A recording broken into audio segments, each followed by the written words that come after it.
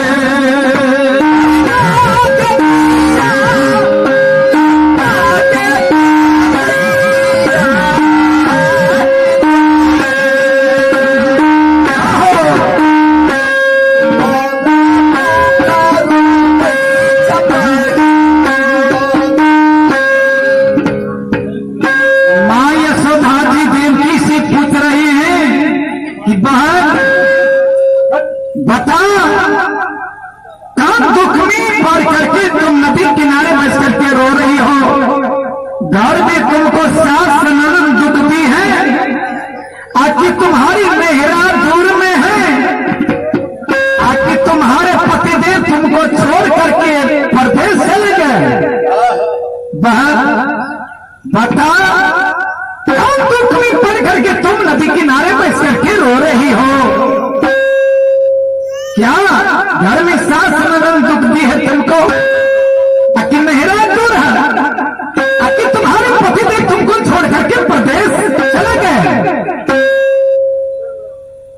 मां देवी अब यशोदा जी को बता रही है कि ना घर में सास ननद जुड़ती है, न मेहराज जुड़ है और न पतिदेव मुझे छोड़ करके प्रदेश गए। यशोदा जी बोली फिर क्यों रो रही है तुम? बहन देवकी बता रही यशोदा जी को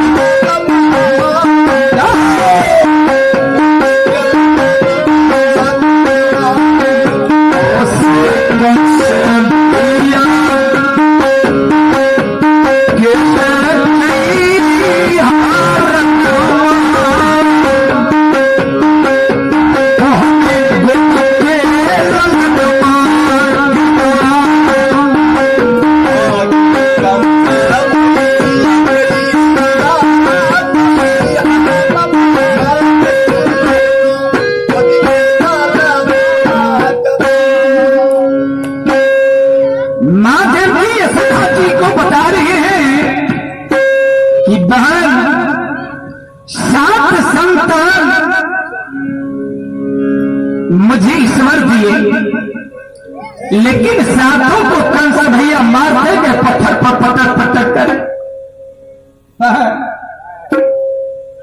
अथवा गर्भ बच्चा स्थापित है।